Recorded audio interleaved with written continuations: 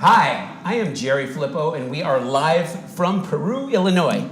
Tonight, you are going to love our guest. He's incredible. He is crowned the world's most recorded drummer. He is on over 10,000 recordings. He has 6,500 recording sessions. That's incredible, right? Amazing. Rolling Stone calls him one of the greatest and versatile drummers ever. That said that every 10 seconds you could hear JR play somewhere on the radio. We are celebrating 50 years of JR and his book launch tonight, which is called King of the Groove. It's available on Amazon. Every sale, $4 will go to his foundation. We'll get to that later. But check this out. These are some of the people he's played with. It's mind-blowing, really. Think about this. Eric Clapton, Michael Jackson, Lady Gaga, Toby Keith, Clint Black, Earth, Wind and Fire, Lionel Richie, Stevie Wonder, Madonna, Ray Charles. Do I need to go on? Okay. All right. Peter Frampton, which, by the way, stick around towards the end of the show. He's going to be here live on Zoom. We've got Steve Winwood, Quincy Jones, David Lee Roth, Stevie Nicks, Whitney Houston, Elton John, Barbara Streisand, John Fogerty, which I love some of those stories we talked about earlier, are great. David Foster will be joining us later. And your band, which I know is very special in his heart, is Rufus and Chaka Khan. Yep. So stick around. We got David Foster, Stanley Clarke, Peter Frampton coming up, and classic JR stories. This is going to be a great night. And let me start the drum roll. We don't have a drummer.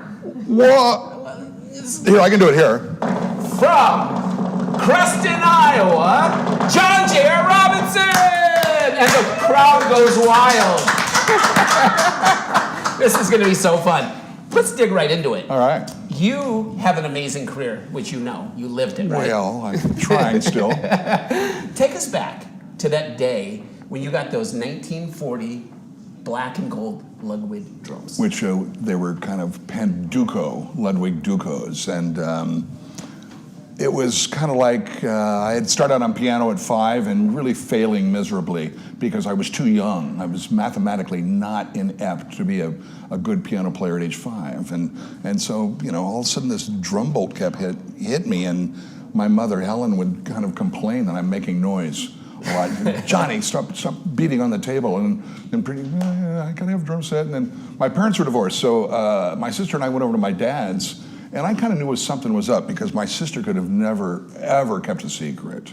And so we went over to Dad's, and then I'm like, I don't want to be at Dad's anymore. I want to get back to my mother's. So we get in the car, and Dad drops us off, and I just immediately bolt out of the car because I knew something was up. So amazing. I ran to the window, and there they were. Oh, that's a good And I just ran in. I felt like Superman. I bet you did. Now, your father and mother, I know in the book you speak about, and the book, by the way, is so good. I read it twice. You'll find out why later, but in this book you talk about highly of your mother and father, your father being your hero. Let's just hear a little bit about that and the support they gave you. I mean, everybody, I think, looks up to their parents at particular points in their lives as they mature. And my dad and my mother, but especially my father, John, or Jack, had just such a beautiful impact in me, musically, structurally, and just everything I think that I try to pass on to my three boys. Right. That's awesome. We're going to keep moving here because we got some people that you've done some Zooms with today and you talked to. So Stanley Clarke, he's a 5-time Grammy winner. He's considered to be, would you say, one of the best bass players in the world? Yeah, Rolling Stone considers him in the top 5. Right. And I know you have great memories with Stanley. And I think we're going to go to a Zoom here, a little video, and see a little bit about your history. Yeah, check out Stanley.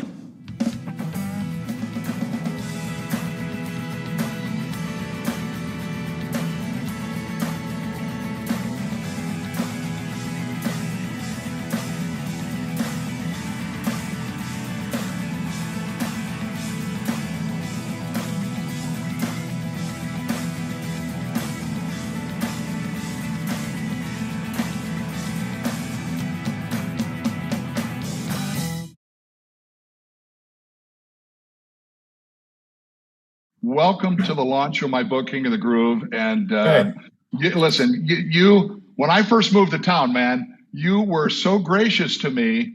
You brought me into your world on Rocks, Pebbles, and Sand. And that's right. And That's right.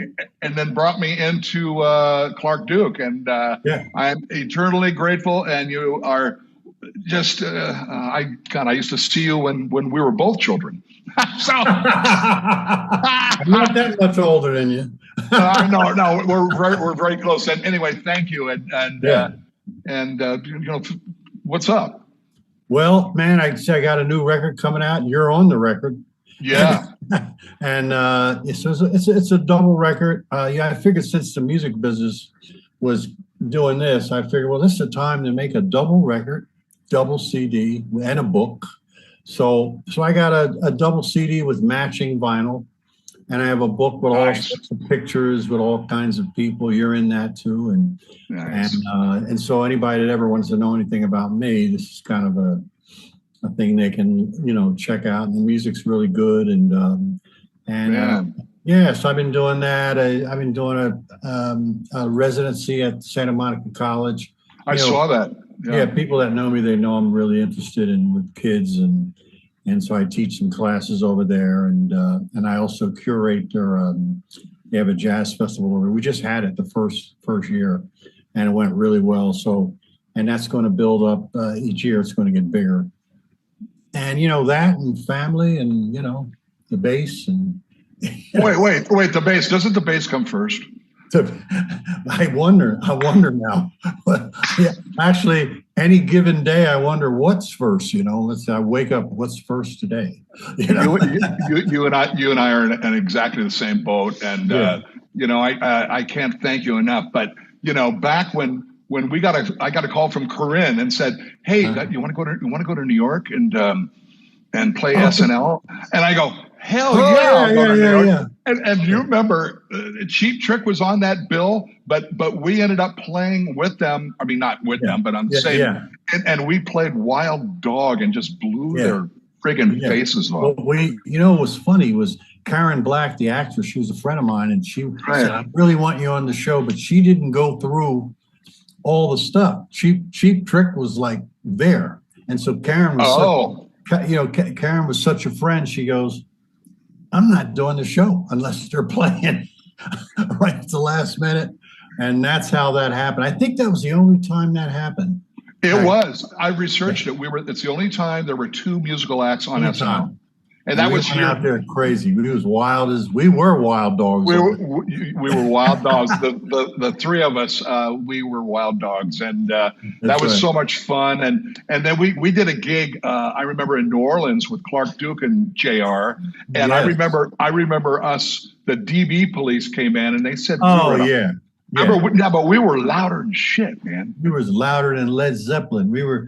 They just followed. They used to follow. Where's Stanley and George playing? Where are they in New Orleans? Let's get on a plane and let's get them.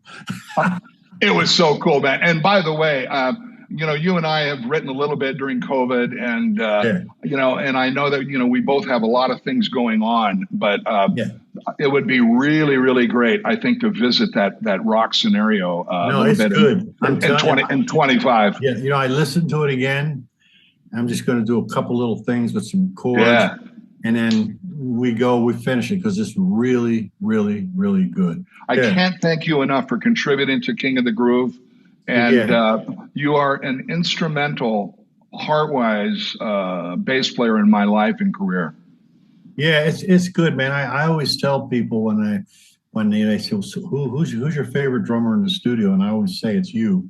And the reason for that is, I played with a lot of drummers from yes, you have Elvis, but a lot of guys, they're live drummers, and studio, you just go in to just document the way you are. But the art of making a record, something like particularly something that's song orientated, is sometimes people go to sleep on that ability, and it's very special. And few guys really, really know how to. And I always appreciate that when we've been in the studio. I think the last thing, we did our stuff, but I think we were with Al Jarreau and we did the Al Jarreau. God bless him. Yeah, we did the Al Jarreau record. But like whenever that's done, what I like is how you look at the song, you look at the bridge, you really know that you've recognized and acknowledged the bridge in your playing. And there's an intro. You're very like I don't know if this is a word, but orchestrative. Yeah. Like you Well, really, you really orchestrate it. And then the other thing which people overlook with studio musicians, and it's an art form, man, to be able to come into the studio and not see the piece of music. And Yeah. you have to be able to read, and with all those other abilities that I was talking about. I mean, because I was fortunate in New York that I did quite a bit of that, and did a lot of that when I came out to LA too. And that's something, just to come in the studio and you don't know what's happening and you do it. Thanks, Stanley. Listen, man, I can't thank you enough for being part of this. And I love you dearly. And Man. I'll see you when I get back to LA. Yeah, let's hook up, okay? All right. Thanks, brother. All right, man. Take care, man.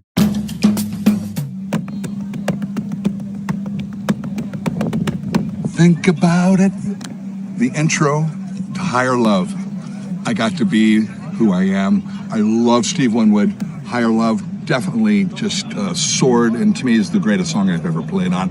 Steve Winwood, baby, I love you.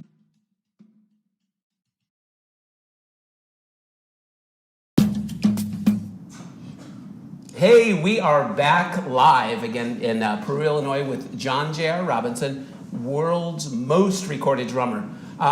Let's talk about the book. The book is available right now. It's called King of the Groove. It's on Amazon. Just go to the search, put it in. $4 of every book goes to JR's foundation. Be great. Check it out. It's a great gift. Think of it's already October. Yeah. Okay, Christmas is around the corner. This book is not just for drummers, so you know. It talks about entrepreneurial spirit, all kinds of great stories. But what I want to do is dig into We Are the World and the sessions. I mean, you dedicated a whole chapter to We Are the World, so it must be very important to you. And it still is to this day. I mean, when I first got a call from Quincy saying, "Would you like to participate in this World Hunger Project, or for Africa?" And I go, "Yeah." And so myself and Greg Fillinganes, the keyboardist, and Louis Johnson, bassist, we donated our time.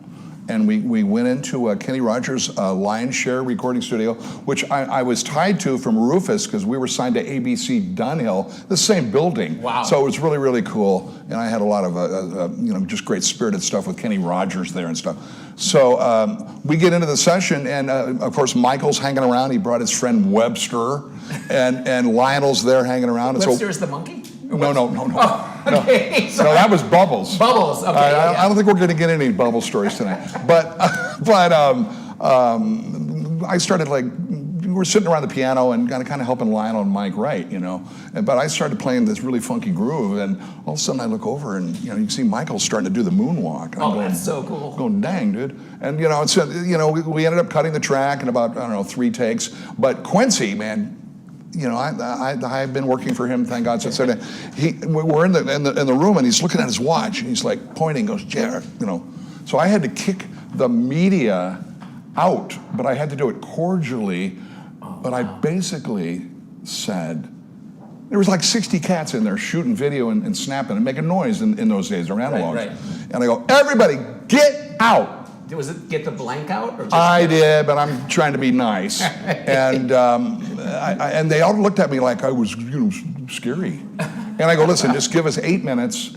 Let us do a couple of takes, and you guys can all come back in." You know what's amazing, too, is that song, I believe, earned 4 Grammys. I think you're right, yeah. Yeah, and it also raised $80 million back then, which is closer to what, 160, 180 million today? At least doubled. And it's, I think, still to this day, the largest selling single of all time. That's just incredible. Yeah. I mean, what? That's amazing. I am here with John J.R. Robinson. We're talking about his 50-year unbelievable career. He's got a book out. The book is called King of the Groove. It's on Amazon. You buy the book, $4 goes to your foundation. Yep. It's well worth it. The book is absolutely incredible. So I'm getting a little note from my producer says that we may have some special guests waiting in the Zoom lobby. Is that, I can't wait to see who it is. I believe this person has 16 Grammys. Okay. Yeah. So give me some more time to think about it. Would it be Bubbles? Did Bubbles ever get any Grammys? I think Bubbles maybe did win a Grammy. But, I wasn't there at the presentation time, so. All right, so we need a little more time because I think our guests are still, you know how Zoom can be, right? It's kind of, we're kind of getting things lined up. No Zoom yet. Well, I can go back to that Other story? Well, I mean, we were the We Are the World thing. There's a new documentary out, and the original. We're musicians, right? So we do work. I mean, I know where this is going. We do work for the credit. We're not getting paid, right. So it's really good to get a credit for this new We Are the World documentary. And I look at it, and there's no musicians credited. Oh, that's terrible. So I put out an Instagram major post and did it as kindly as possible and mentioned every musician that was listed on that We Are the World album. And sure enough, I got to the producer and the director of the documentary, and they altered all the editing. Right. And then we got credited back. But there was an original one that Jane Fonda was the MC of back in '85. So that's like really old school. That is super old school. What else? Like, what other great story? Like, what's an iconic story that you have that maybe you've done a lot? I've seen a lot of your interviews. Is there anything? I don't want dirt, but anything. Ooh. Like anything, maybe a little dirt, but just something that stands out in your career that's just amazing that you've never really talked about publicly. Well, I mean, Steve Winwood is just one of my idols, and so I was just so in love with him right. from the Traffic days and Blind Faith, and then when I finally started working with Steve, we did the second record in Toronto, and I didn't know where he was. So he told me to meet him in a brewery. Oh, wow. So I met him downstairs, and he was spraying beer on me and everybody from that thing. I go, oh, that's good to see you too, Steve. Awesome. So I think we've had a little change of plans here in the program because we have a little technical difficulty. So let's talk about Lee Sklar. Yeah. Oh God. You mean Moses? Moses. Yeah. Yeah. I mean, he looks like Moses, but Lee Sklar is. God, I think he's originally from Los Angeles, the Valley area, and lives up on Pasadena. I think before he's from Milwaukee. Yeah, you're absolutely right. Yeah. And he is, to me, the greatest all-around bassist of all time. Right. He has written with Chicago and played with Chicago? No, Phil Collins. Phil Collins, James Taylor. And he was always a mainstay in James Taylor. Okay. And Leland's got a movie out called The Immediate Family, which is going to be up for major awards with the great drummer Russ Kunkel. Very, very nice. I think we're going to be going shortly to Lee. Excellent. Yeah. You talked with him earlier today. Yeah, man. He's got so much cool info, and everybody dig Lee Sklar. Lee Sklar.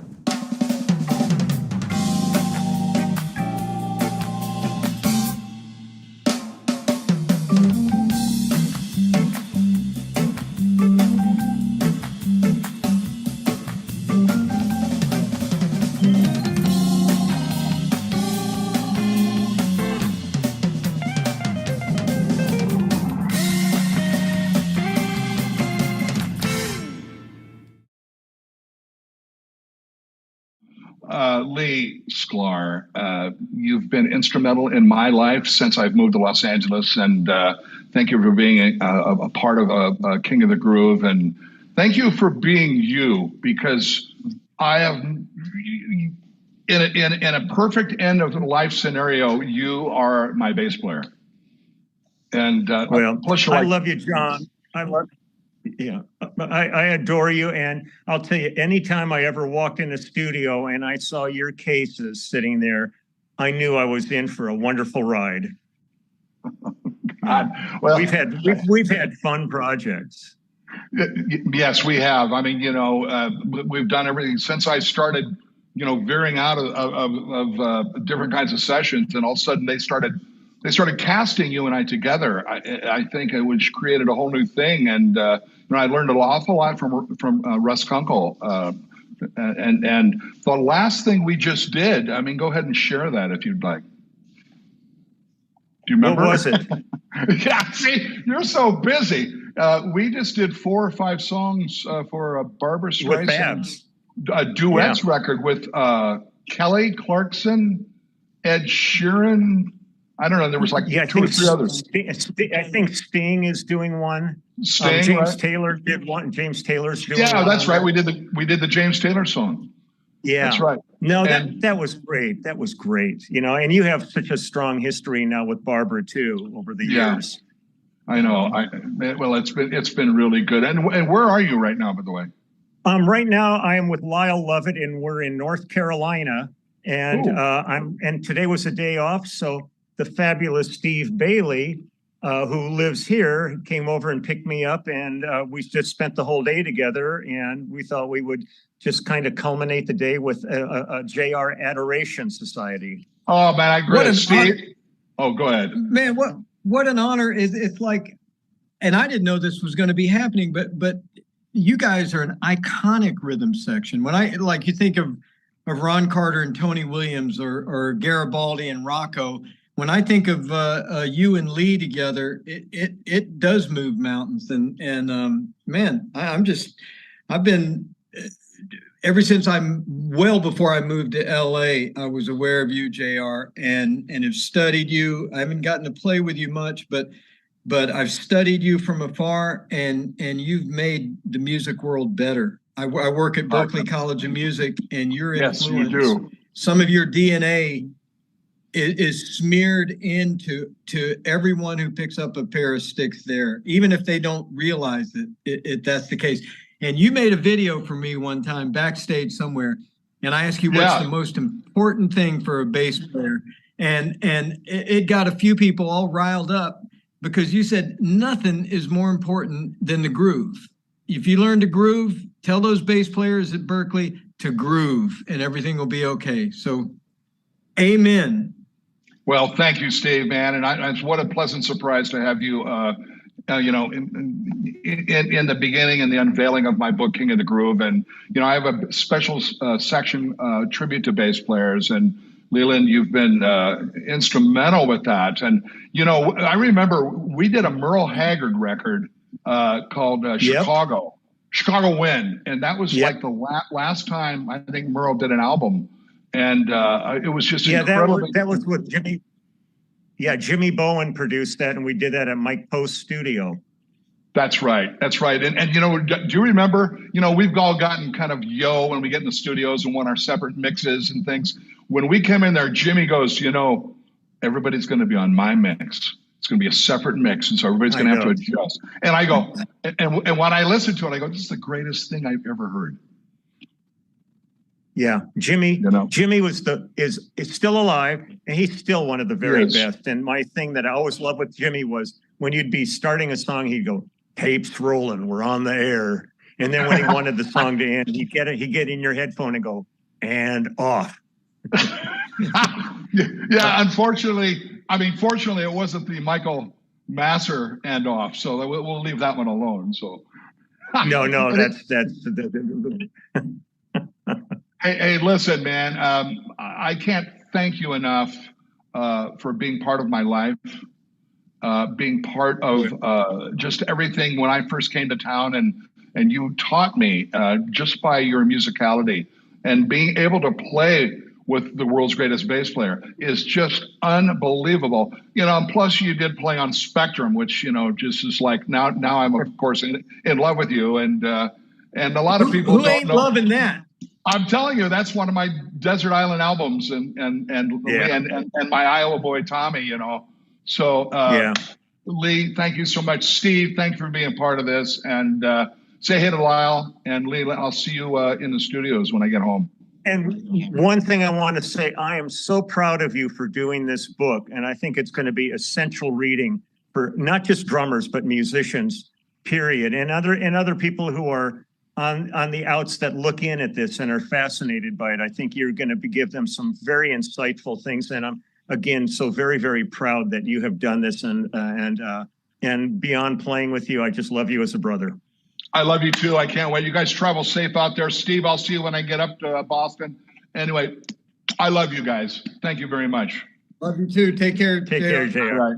All right. See you soon. We are back live. I am here with J.R. Robinson, and we are having a great time. His book is out right now. It's called King of the Groove. Go to Amazon. You can buy it. Wait a minute. But we have it right here. Yeah. Look at this. Look at this guy. That's a handsome dude right there. Hey, now. You can pick it up on the Amazon. It's a great read. I've read it twice. It's really, really unbelievable. I want to talk a little bit about Music Through Arts. That's the foundation. Well, I'm going to let JR talk about it. I'm going to set it up for him. Music Through Arts, amazing foundation. $4, right, of every book? Every book sold today, Okay. yeah. So tell us a little bit about it. Well, trying to be an entrepreneur and now turning into an entrepreneur, I've always wanted to give back. And if it wasn't for youth, arts, and music, for me, I wouldn't have become the man I am and the musician I am. So I formed a 501c corporation charity out of the state of California called Music Through Arts Fund. And it's for us to give back to young kids, even dancers, musicians, equipment that they might need, maybe teaching, maybe parental guidance, anything that's good just to help the children, I think, grow up. And, I do live in California, and the arts in grade schools and junior highs and high schools are not quite funded as much as sports. So, well, I think that's the trend nationwide. It's really sad. We both have kids. A couple of the same age, and it's changed a lot, since we were kids. Yeah. It's unfortunate. So this foundation is amazing. Yeah, it's wonderful. So everybody, please contribute. All right. Well, I've heard from my producer that we might have these folks back in Zoom. So I'm going to tell you who's coming here. He's 16 Grammy winner. Yeah. 40 worldwide hits. We're going to welcome David Foster and Catherine McPhee.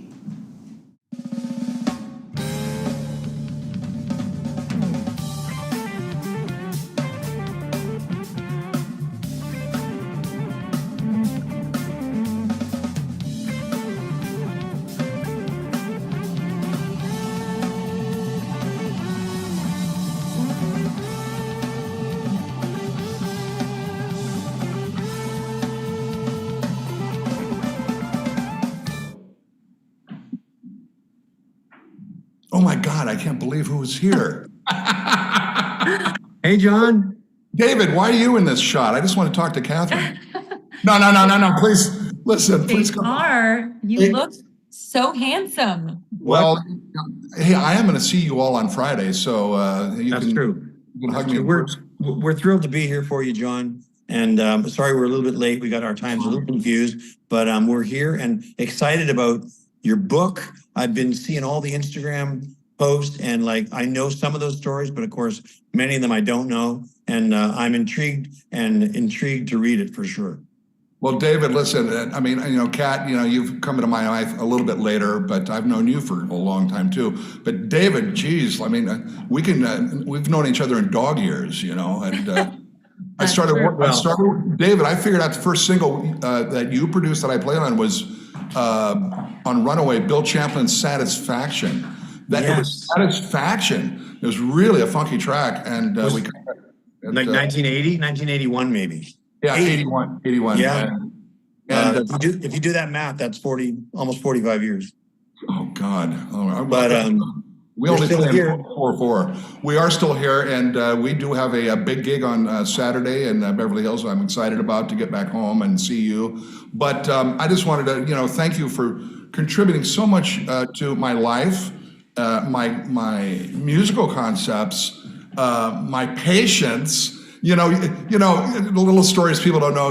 When we first started playing, we've been in the studio since '81, but we started playing live in '94. And you helped build the Andre Agassi Foundation. And you and I used to have rehearsal bets about, God, John, don't screw this friggin' fill up. It's $100 if you make, so we'd always have these bets. I thought it was fun. Well, look, it's a mutual admiration society. And I know that Kat feels the same way, maybe even more so than me, because she loves watching you play so much, and I'm sort of concentrating on other things. But we're so happy to have you in our lives, and I feel so lucky that you, out of all the people you could be touring with, you always choose to be with us, and it just makes me feel so good, and I just hope you'll always feel that way. There's many, many people that would love to have you out there, but we're so glad that we have you, because you are beyond lucky. The rock solid foundation, and anybody that doesn't know JR and his contribution to music, you're going to learn about it in the book, and I can't wait for you to read it, because the stories are going to be impactful, they're going to be exciting, and you're going to see the curtain pulled behind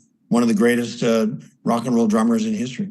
Thanks, David. And you know why I'm always with you? No, I don't. It's because you are the greatest songwriter I've ever worked with. Aw.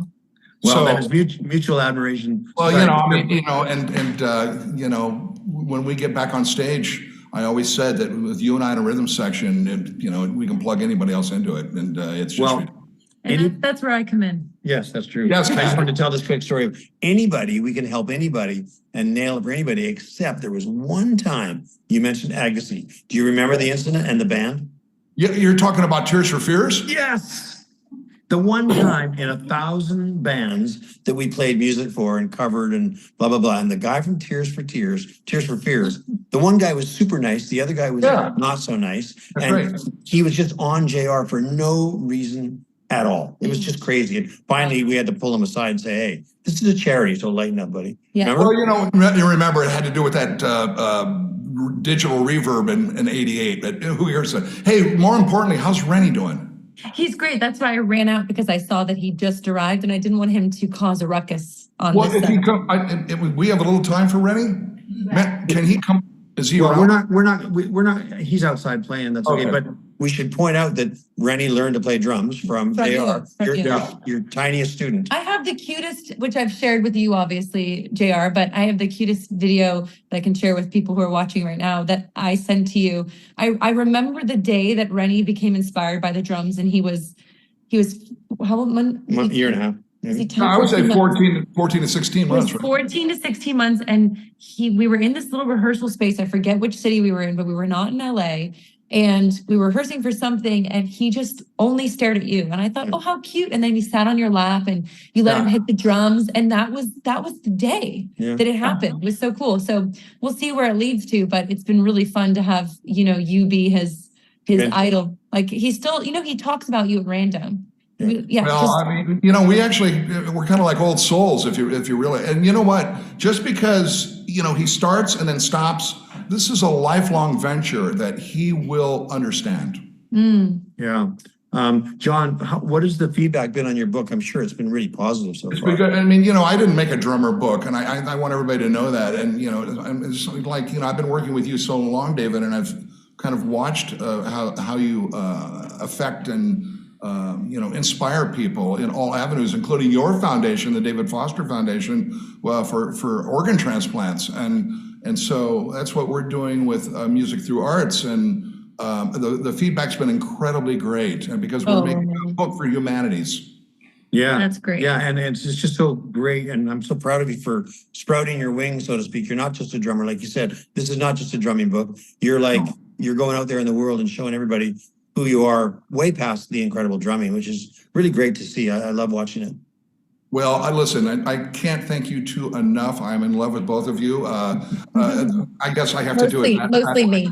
And I am going to see you guys at probably supper time on Friday. Great. Yeah, for Right? sure. Can't wait. John, I can't thank you enough, congratulations. man. Hey, kiss Rennie for me. Okay, well, for sure. All right, I love you. I got to see you soon. Bye. Bye-bye.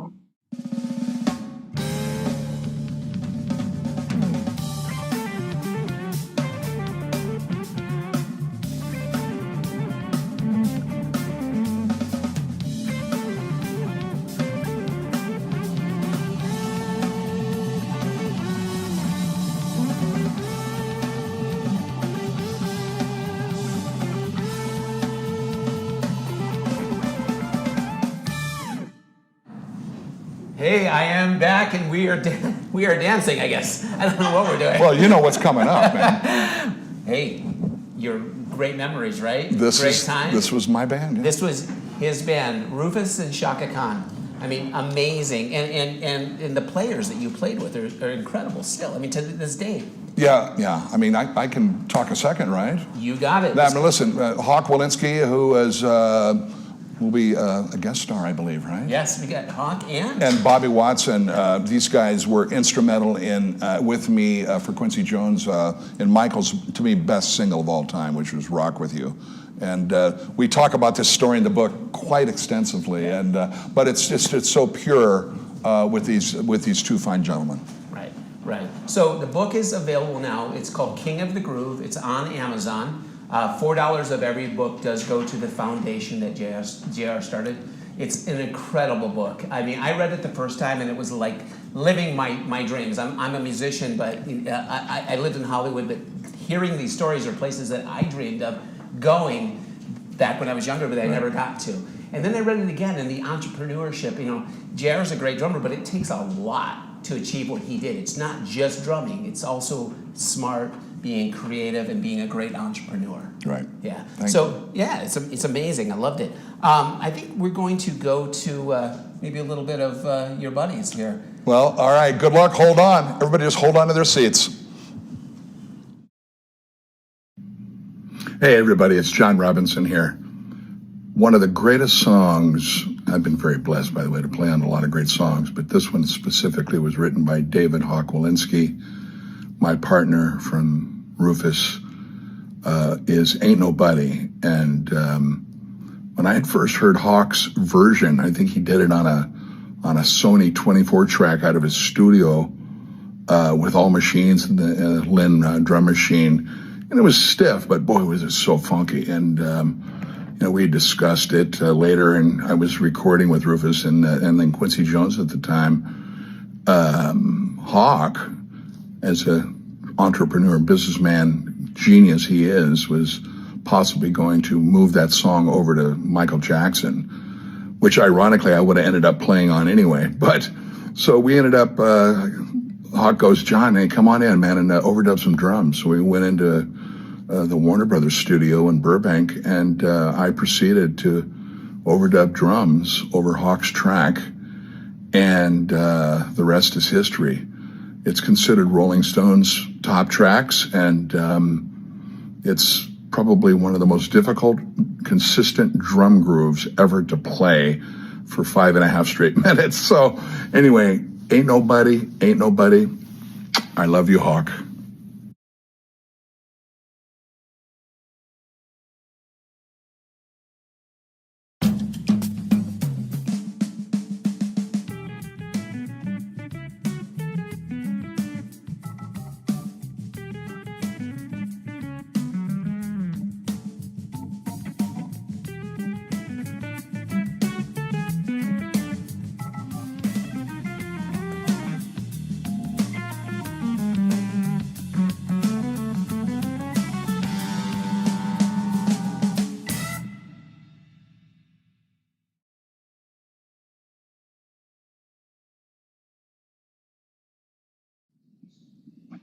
All right, Hawk.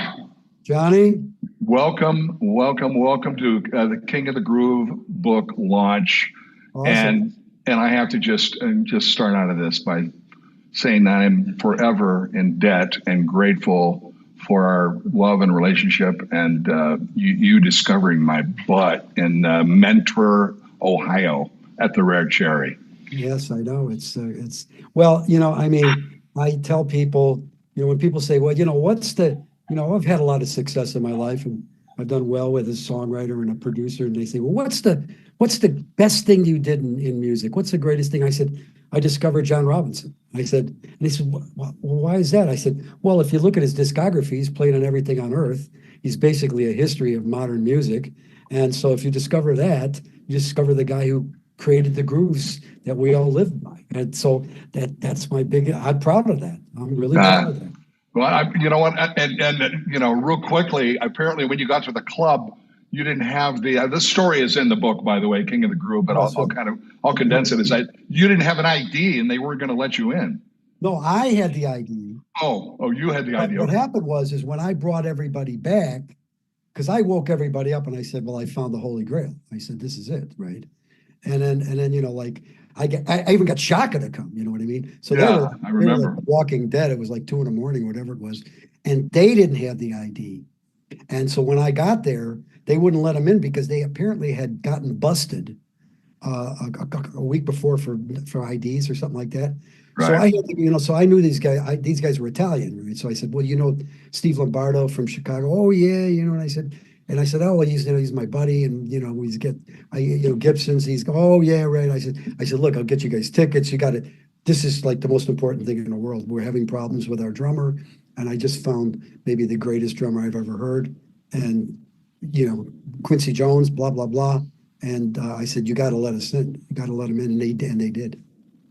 Well, That changed, and I distinctly remember this when you came down to the leader of the band, Jimmy, and said, "Hey, can we sit in with your drummer?" And I just looked at him and I go, "Yes, yes." And so everybody get off the damn stage, and then all of you, you, Bobby, Tony, Kevin, and then Shaka all came up, and then it was the next generations. That was it. And and the other thing that I always I'm always tickled about is, when I told Quincy, because we were having trouble with Moon, at the time, it's a known, everybody knows that. And when I said to Quincy, I called him and I said, "Well, Q," I said, "we're not going to have any drummer problems." He says, "Oh, really?" And I said, "Yeah." I said, "I found the greatest drummer in the world." And he goes, "Really?"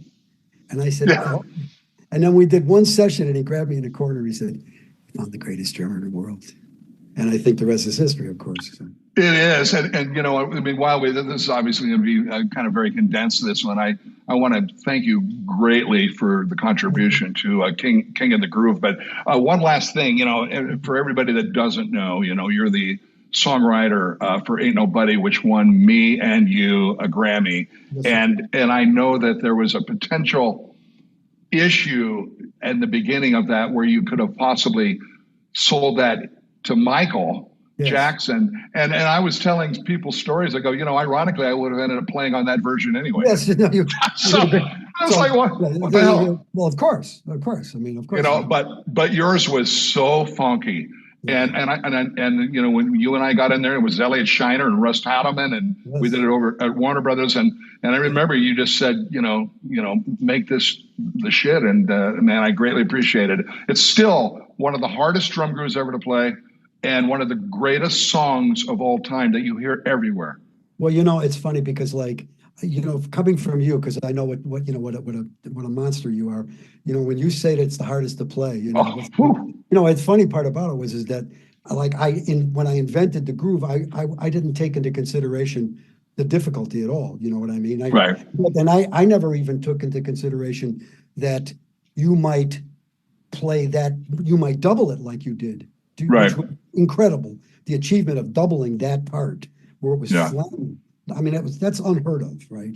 Where it was not even flamming. I mean, it was like literally phasing. It was phasing and so closely doubled. And go ahead real quick. Well, I'm just saying, so I never pictured that even happening. I thought, I got the groove, and John's going to come up with a great groove and stuff. But I think you said, let's just double this. I'm pretty sure that was your idea, because I know it wasn't mine. Yeah, and then I added my little flair in there, and I'm gonna wrap this up. But for the drummers out there, after I did that and then put the hi-hat part on as I overdubbed, I thought, can I even play this groove altogether? Which kind of scared the shit out of me. I'm going, oh my God. Yeah, but I know. You told me that before. You've said that. I know. Listen, I mean, I'm going to see you in a couple of weeks here. That's right. You're coming in. Yeah, we're coming in. But I love you eternally. Yes, sir. And I can't thank you enough. And don't mention it, because it was my pleasure and it was my honor to work with a genius like yourself, brother. Well, and Hawk Wolinski, Hall of Fame. I love you, bro. Love you, bro. Take care of yourself. All right, bud. Take care. Bye-bye. Thank you.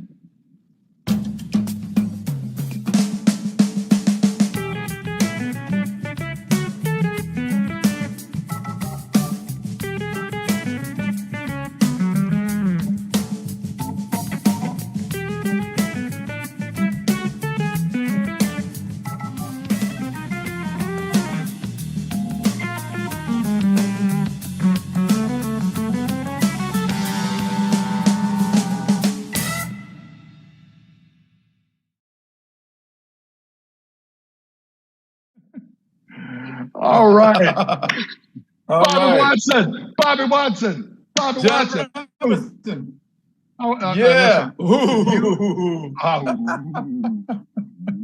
You and I were NR joined at the hip, and then some. And again, I cannot thank you enough for my career, and also, when I listened to you before I had moved to LA, I had listened to you So I kind of knew where you were playing and where you would set things. And so when I had the first opportunity in Cleveland, when you first sat in with you and Hawk and the guys and Shaka, it was like a marriage right out of the gate. So wow, I remember that. I remember having so much fun that night. Man, that was sweet. And you and I hung till 6 a.m. that night. Anyway, so that's a whole other story. That's another story. and then some. But you know, for a lot of people that are tuning in, you know, Bobby Watson is just L.A. native. Was in a band called High Voltage with Tony and Lalomi. Yeah. And then you were played with Billy Preston for a while. And then you know, Andre called and you joined Rufus with Shaka in the early days, and because of you, it turned really funky. And well, it's true, and everybody listen to Once You Get Started, and you'll see why. Changed every bass player in the planet's perspective on bass, and then when I started working with Quincy after we did Master Jam, Quincy cast you, me, and Hawk, and David Williams, and we played rock with you. We sure did, man. That was so exciting because we did all those other tracks on the Master Jam, and I think Bruce and Quincy were in the control room going, "Oh man, this is nice. Let's keep this same rhythm section and bring it over to Michael Jackson's recording." That's right, and in my opinion, it's the best single he ever had. Oh man, I love it.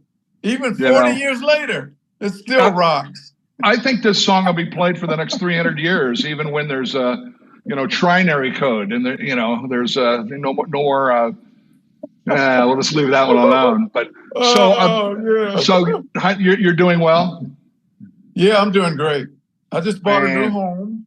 Excellent, good for you. I'm in my new home, and the repairmen, as you heard a minute ago, are in there fixing and working on stuff. I got some great people that help me out because, you know, being a musician, I have no mechanical skills. I can't even nail a nail into the wall. Well, I don't know. I've seen you play bass, so there you go on that. So. There you go. Yeah. How you doing? You look great. Thank you. We're actually outside of Chicago with Jerry Filippo's productions, and then Allie is producing this, and we're doing very well. And I'm, you know, being part, Bobby, you're an instrumental part of my book, but you're also part of a section dedicated to bass players. And, okay, good. And you know, this book is for everybody. It's not just musicians and drummers, but you know, it's just how our relationship is, and how we dictate all these songs that we've played. I mean, like the Renee and Angela stuff you produced. Yeah, right. Exactly. You know, and matter of fact, I got to tell you the story that you taught me. When we were in the studio cutting with Renee and Angela with Swedin Engineering, or Sykes, I think. We were cutting, and you told me first how to do a drum loop, and we put up these Atlas mic. Right. Remember? Oh, yeah, I remember that. Yeah, we had that 2-track machine, and we would get four or 8 great feeling beat pattern, and then just loop the loop around the machine, and it would go around. and then the engineer would transfer that over to multi. And to see a lot of it, and these kids go, exactly. I'm gonna program a beat. And I go, no, this is the way it's done. You know? That was groundbreaking. We were using our heads trying to get that thing. You know, man, I love it, man. Bobby Watson, man, you are just forever in my heart and soul and spirit, and also your downbeats and your playing is so musical that you helped this drummer become the person I am, and I'm just so grateful to you. All right, I love you, my brother. And when I get back home, I love you too, man. We're going out. All right, thank you for being part of King of the Groove. I'd like to give a special thank out thank you and thank out to the Drum Channel, Don Lombardi and Antoine. And listen, all you guys that are online right now and everybody in the chat, we love you. We're reading all the chats, and I am really impressed, man. Thank you guys so much. One of my favorite records is Quincy Jones' The Dude on A&M. And I was fortunate to play the whole thing, be in his band from 1981, tour with him, and saw the multiple Grammys he won. So another quick story about The Dude is I kept insisting to Quincy that I'd use my old 72 Gretsch bebop set, 18-inch bass drum, just beautiful. And he goes, man, I don't know, man, bebop, we want to make a pop record. So I brought it in, and Bruce Sweeting and I detuned that bass drum so low that it sounds like a 24-inch bass drum. Check it out, The Dude.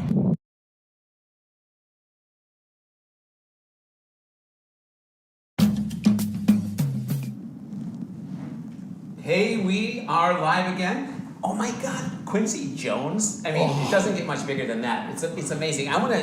You already know what Quincy says about it, but I want to tell you what Quincy Jones has said, and I'm going to read it because it's a quote now. I don't want to get it wrong. Quincy Jones quote, in 5 decades we have worked together, JR knows how to get where I want the beat to go. JR was an important component of the Q posse, which we want to hear more about. Yeah. He is rock solid. He is family. JR has always hit it out of the park. Quincy says, I can't put it into words, but I can hear it. It's a distinctive sound that just sets him apart. I mean, wow. Yeah. It's amazing. Take us back. How did you get to know Quincy Jones?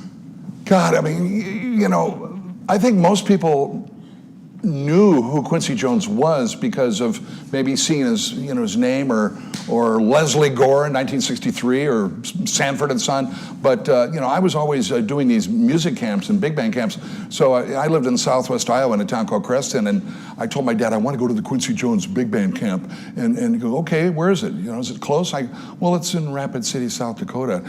He goes, I'm not driving you to South Dakota. I go, oh man. So anyway, after I joined Rufus and moved to Los Angeles, my management, Mark Hartley and Larry Fitzgerald, set me up with Quincy.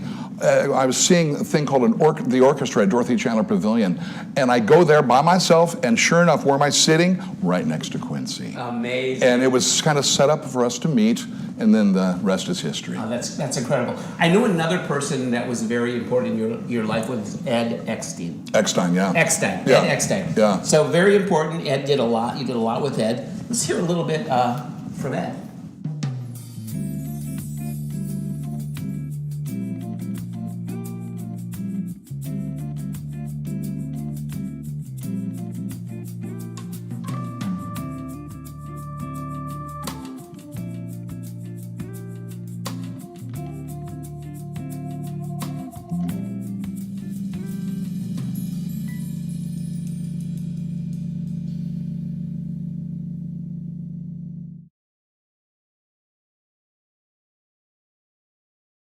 I want to thank you from the bottom of my heart and soul for A, being part of King of the Groove, and B, just being part of my career, from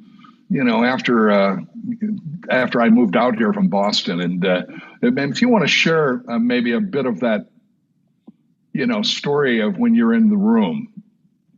Yeah. So I can't remember what year it was. Now you can tell me. What, 1979 maybe? Yeah, I came in 78, met Quincy in 78, but it was at a gig, and then it was 79. We were doing Master Jam.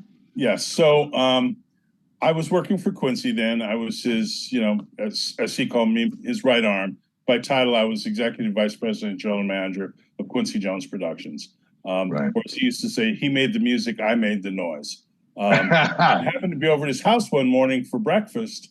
He had a little breakfast nook off the kitchen. Right. And having a conversation with with Mark Hartley.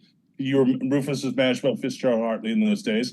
And they were managing the Brothers Johnson as well. And Quincy had partnered with them on a building that we were occupying at 7250 Beverly Boulevard. Right. So and Quincy was starting to make sense of putting the pieces together to start doing Master Jam. And I guess he was starting to work on Off the Wall too. That's right. And in the course of the conversation, while he was doing the Rufus stuff, he was a conversation with Mark. I guess Moon Calhoun, who was Rufus's drummer at the time, had whatever, missed a gig or something. And in the process of missing the gig, left the band stranded. And somehow they came across you at some point in the endeavor. And Mark was saying to Quincy, hey, man, I know you're putting together the band, blah, blah, blah, for the recording. If you want to use Harvey Mason, who Quincy was using a lot in those days, he said, feel free to do so. He said, but the guys met this kid who was a Berkeley kid in Cleveland last night, Right. And Jones Quincy being a Berkeley guy himself was like, well, I'll listen to this guy. Let me hear what he sounds like, be true to your school, that type of shit. Exactly. He said, let me hear him. Let me hear what he sounds like. And I guess you might have, maybe you sent a tape or you flew out. No, we had Rufus had done a solo record called Numbers, where I brought Freddie Hubbard in on a track, and it was kind of like a calling card for Quincy. It was really good. So, yeah, so he had heard that. Heard you play, and he was like, I like this. He said, this motherfucker's good. So brought you to the studio, and you guys started working on Off the Wall, and you were killing that. And he was happy as a kid at Christmas, man. He's like, Edward, he used to call me Edward when he get excited. Edward, I found a drummer.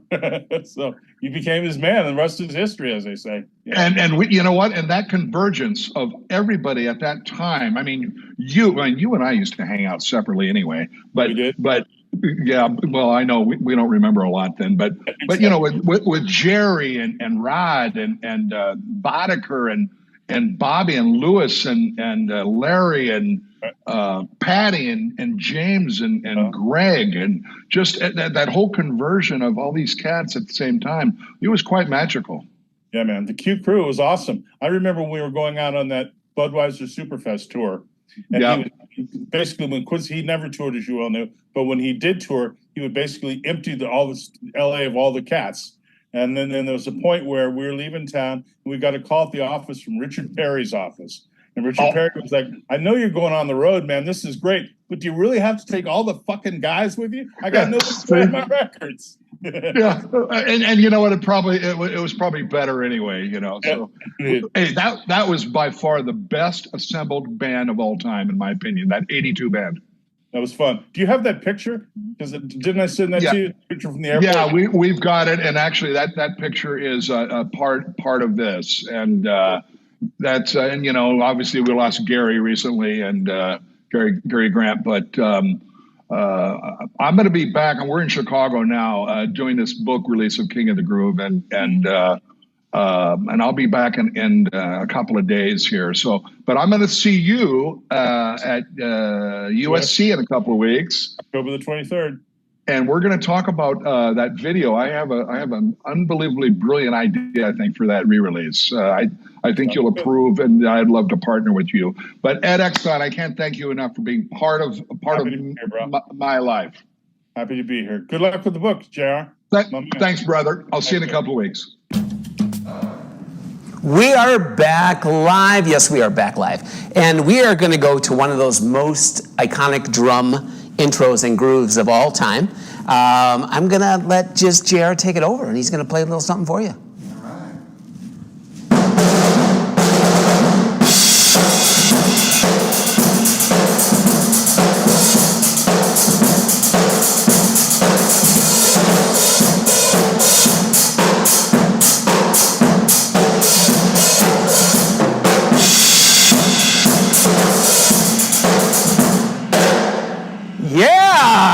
Love it. Thanks, man. How did that happen? I know I've heard the story, but I bet there's some people out there that haven't heard this story. Yeah, again, it was a Hawk Walensky on keyboards and Bobby Watts on bass, and the great late David Williams on guitar, man, from Madonna and the Jacksons, and Stevie Nicks. And we were in recording in Westlake B, and we were Quincy's rhythm section, and we were into take one. It was okay. Rod Temperton wrote this song. Rod, one of the greatest writers of all time. And there was we're in the room, and there's no magic. Yeah. And okay, let's do another take. All right, Bruce, Sweetie. Take two, a little bit better. Take three, not much better. And all of a sudden, we're befuddled. and I see in the control room Quincy get up, come out, and come and stand right here. And Rod Temperton come out and stands right here smoking his red Marlboros. He's puffing at me, and Quincy just looks at me and he goes, JR, man, he goes, can you come up with an intro, Phil, that the whole world will identify with this song? Oh, man. And I'm going, sure. And I don't know what the hell I'm going to do. And so they go out, and Quincy walks back in. Rod goes, yeah. Walks back in, sits down, and I could see the band going like this. And I go, oh, God. I didn't know what I was going to do. So I talk about this in the book. I basically combined, my high school drum corps marching band skills and triplets, which was, to me, they don't go together. And the 4 clicks came out, and then that's what that Phil was. Oh, man, that's incredible. I love that story. I've heard that story a couple times. It's such a great story. I think we could talk a little bit about somebody that you played with, and you had said that's such an influence and such a great time of your life would be Peter Frampton. Peter Frampton, man. And I wished when Frampton Comes Alive came out, the first one, I think it was 75, I was still in college at Berkeley, so, and I was kind of doing my whole jazz bebop, rebellion thing. Right. And I was rebelling so bad. One of my bands was called Balls, B-A-L-Z, and we were like a very band named Balls too. It was a very bad Miles Davis group. But we learned from this stuff. But Frampton had his record, and who knew? It was the largest selling to this day live record ever. Is it really? So, cut to the chase. In '87. I was just such a Lakers nut for that '87 Lakers team, with Magic and Kareem and Worthy and Scott and Coop and Rambis and anyway, I'm celebrating. Lakers just won the world championship. Beat the Celtics, yay! And I get a phone call, and I answer the phone, and I know this story. He goes, JL, it's Peter, and I go, who? It's Peter Frampton. I go, no, it isn't. Click! I hung up on Peter Frampton. I didn't know. And I started another, beer. And all of a sudden the phone rings again. He goes, hello, it's Peter. It's really Peter Frampton. I go, oh, I felt like such a bad guy. So anyway, he goes, would you like to start recording with me? And I go, I'd love to. And then that's when we had our meetings, and he introduced me to the great John Regan, bass player, God bless him, and the great late Bob Mayow, a keyboard player, and we became Frampton Comes Alive 2. Awesome. Well, I was here earlier. At the Fillmore. Oh, amazing. I was here earlier while you were talking to Peter Frampton, actually, and we recorded this. So we're going to take you on a little journey of some great history with JR and Peter Frampton right now.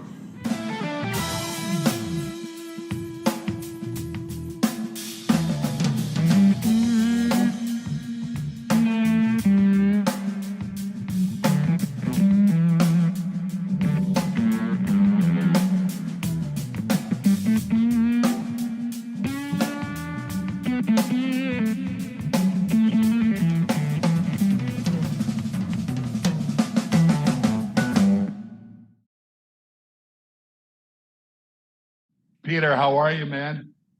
I'm good, and you? I am doing well. And I'm missing you terribly.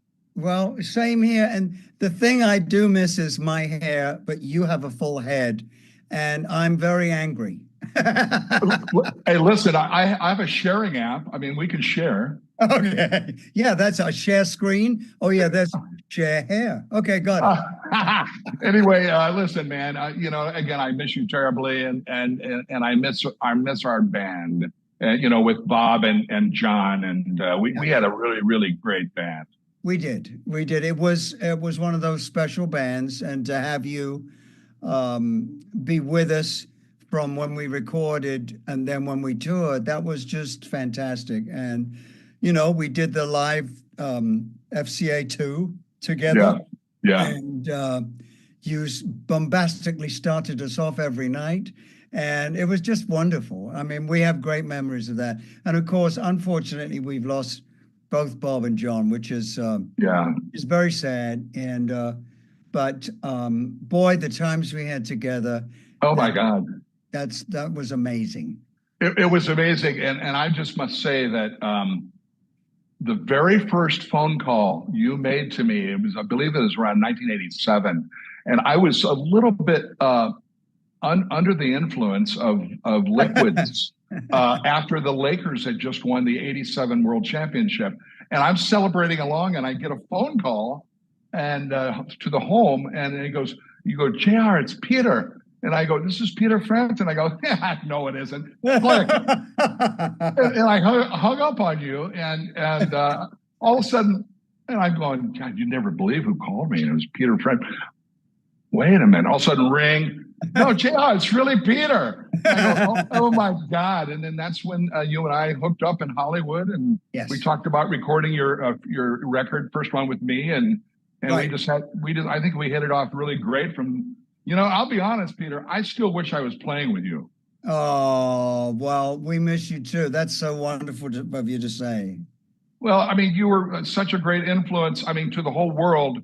And your guitar playing is in my top, I have to say two, because I can't really put anybody at one. So I just so enjoyed, and your musicality and your and your friendship on stage, and I think that it showed in the band. Oh yeah, we always have fun. We always have fun. So yeah, it was great times, great times. I've been very, very lucky in having some incredible people. Yeah. Being one of the top people that we've had with us. And I actually couldn't believe that you would want to go on the road because you had so much work in the studio, but you were ready for some road trips. I was, and I was also missing my rock roots, from Southwest Iowa, and kind of have to blend into all these different kinds of records. And I'm going, wait a minute, let's be who I am, and you brought that out in me again, and I'm forever grateful. Oh, it's wonderful. Well, we have that wonderful live album, which is we did the whole long show and everything. Yeah. And then we've got When All the Pieces Fit, which you played on too. So. That's right. And I introduced you to Chris Lord-Alge. That's right. That's right. Even though he took probably half the budget, but that's okay.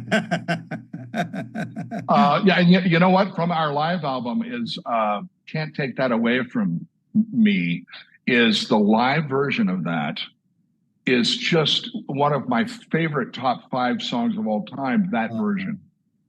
Well, yes. They were all great. It was a great night. I remember that. We had at the Fillmore West. Yep, that's right. You can always tell in videos when it's there because they have those beautiful chandeliers. So yeah. It was great. So well, here we are. And real quick, I mean, first of all, congratulations on the HOF. And are you still on the road, or are you about done? We just with this leg? Yeah, we just finished on Friday. This little tour. Not sure if there's going to be any more or not. It all depends on my body and my muscles, basically. And but it's all good, and I'm still able to play really well as far as I'm concerned. Right. And so it does affect almost all my arms and my hands and my legs, but I've been able to adapt. And you know me a little bit. I always love a challenge, and it's some people might think it's weird, but well, you've got this disease. Yeah, but that's what I have to. That's it. That's fine. It's what I deal with on a daily basis. It's not the end of the world, but I'm enjoying the challenge of when I'm playing. Yeah. One finger might not be, I have to think a little bit when I play, which I hate doing, and I go, well, that finger's not going to make it in time, so let's use this one, and I get really, excited when I play what I want to play, but it's a completely different way, so. It's probably still smoking. Yes, I hope so. Yes. Well, listen, I hate to wrap this short, but I want to thank you for being a part of my life and being part of the book, King of the Groove. And you're just instrumental in my heart forever, and I consider us lifelong friends. Absolutely, man. Absolutely. Always stay in touch, and I will. we'll do something else together before the day is out.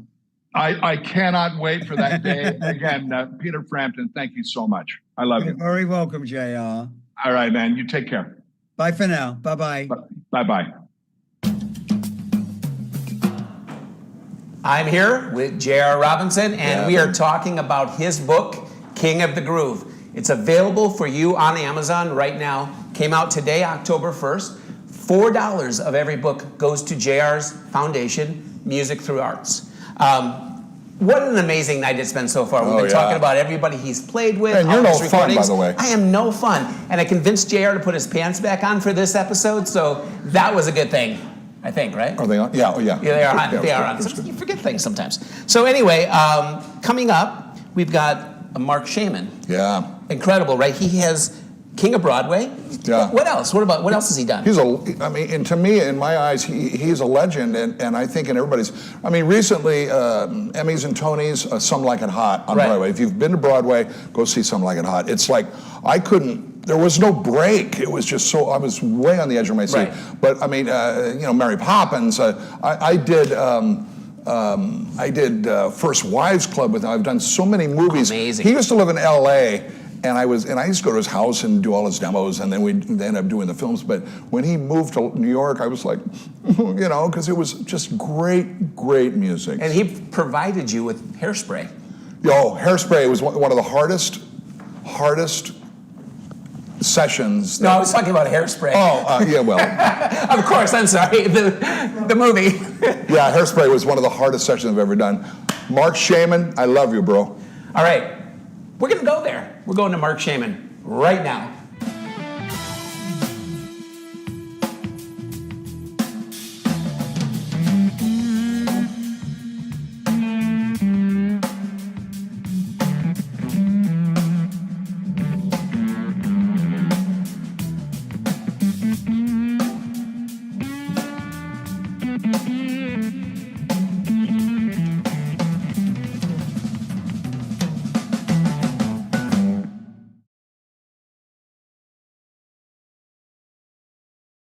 Mark Shaiman, and I just want to say thank you for being part of my book, King of the Groove. And you and I go way the hell back. I'm so thrilled to be part of it. Oh my God, your life and career. I can't believe it. When you know how I text you every time you come on my radio. Well, what? Well, like back in the High Life, whenever, or rock with, whatever. I always turn to my husband and I go, I know the guy who's playing the drums. Isn't this the best track you ever heard? And to have you play on my stuff was, my God. I hopefully will continue to be a thrill of a lifetime. Yeah, and I remember coming up to your house and playing on that electronic set, while you were working things out and stuff. But we have done so many monumental films together, and I missed, man, when you moved to New York, and I know why you moved to New York. And by the way, congratulations, by the way, on the Emmys and Tonys. And but when you left and LA, Grammys, and Grammys, and Grammys, but no Oscar. You know what? You're young. It's okay. Oh, please. People keep saying to me, we got to get you that Oscar now. And I keep saying, at this point, that's like going up to a 65-year-old woman and saying, when are you going to have that baby? Just stop it already. All right. Yeah, I know. And the way our industry is anyway. But, like when Allie and I were in New York and saw Some Like It Hot, I'm like, I was blown away. I was just absolutely riveted. And sometimes you go see, Broadway shows and it's like, I have a little pause in my brain, but this thing kept me riveted, so congrats. Thank you. Yeah, that was quite a drum book, as a matter of fact. Well, and speaking of the drum book, is Hairspray kicked my ass. And I was like, this is some really, by the way, there'll be an unknown bass player that came in on that session that's not going to be mentioned, that came up to me during that session. He goes, I have to read this stuff? I go, yeah, you got to read it. So well, you read it and then you make what you will of what's there on the paper, but yeah, you have to. Anyway, so you're in New York, and do you have a day off? What's up? What's going on? I've had some days off, but not now. I'm back. Now that the summer's over, it's crazy. Are you on the road?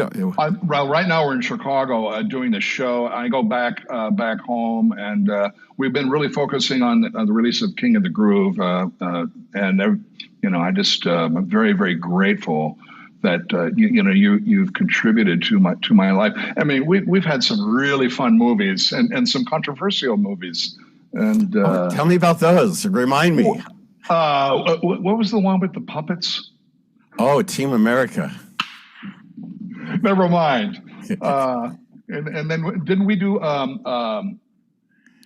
First Wives Club? Sure. I mean, I did a million movies, and I'm sure you were on 999,000 of them. Oh, we had so much fun. And are you coming out to LA soon?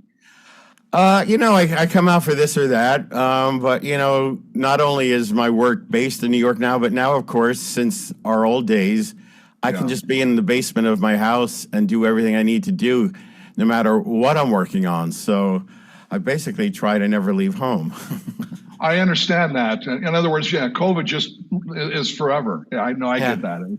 But I did a symphony gig for the first time this summer, and I do hope to start doing that again in the summer, because that was the thrill, having 80 orchestra, going my whole career, and me just telling the same old jokes and stories that I've been telling for years, as you've heard them all, and that's great. But I'm busy. I call myself the world's most busiest has-been.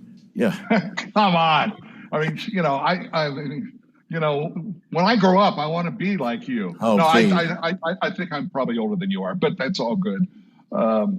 Listen, Mark, I can't thank you enough for being part of my book. And when I come to New York, I'm taking you to dinner. Thank you. Okay. All right. And JR, your hair looks fantastic. Thanks to my mother. God bless her soul. I appreciate it, brother. Anyway, I love you dearly, and thank you. Thanks, JR. All right. Take care. Bye-bye. Hey, we are back, and I just finished reading in this break King of the Groove three times. God, that was quick, dude. Great. It's a great book. It's available on Amazon. Just go to Amazon and search King of the Groove. Get this book. It's a great gift. If you've got somebody out there that's a drummer, musician, it doesn't matter. They'll be great for them, but you've got somebody that's an entrepreneur that wants to, go through the journeys and read about what JR did and how he succeeded. This is like a great book. And we're going to get to chapter 12. Sorry, I'm adding chapters in a little bit, which is Coach's Corner. Coach's Corner. But until then, I've been watching the chat on break. It's unbelievable. Yeah. Thank you, guys. So many people are gravitating to this channel and looking and seeing what JR's doing.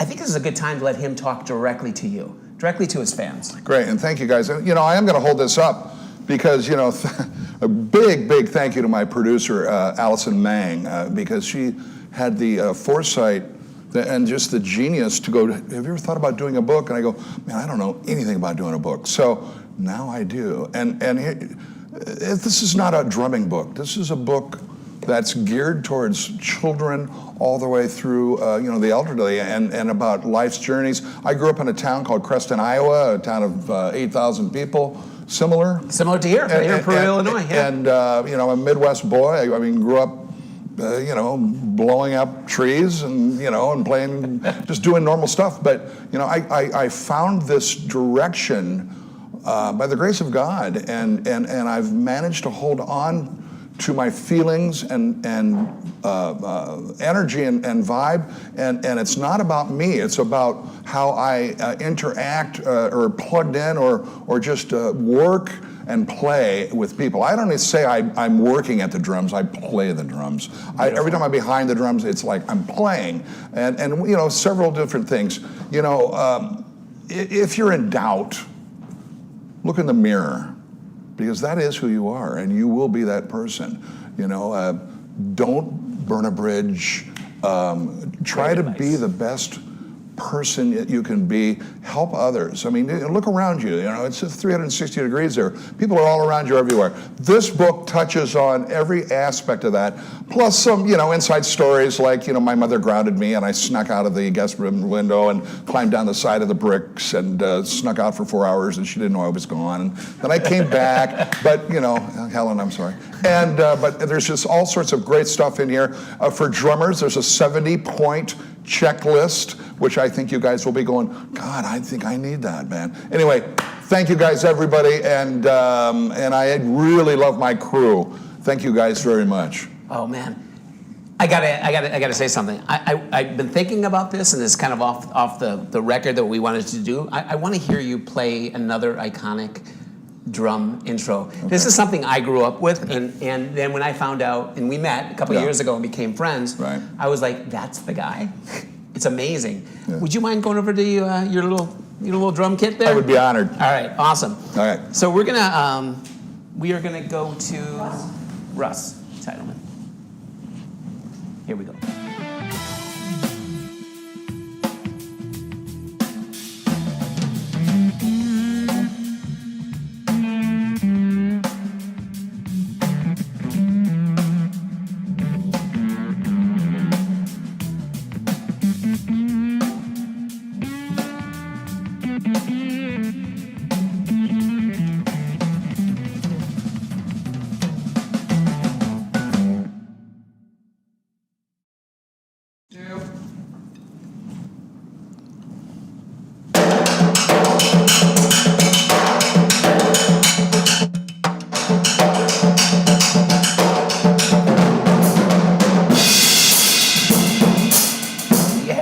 Yeah! Woo! I love that. Do it again. Do it again.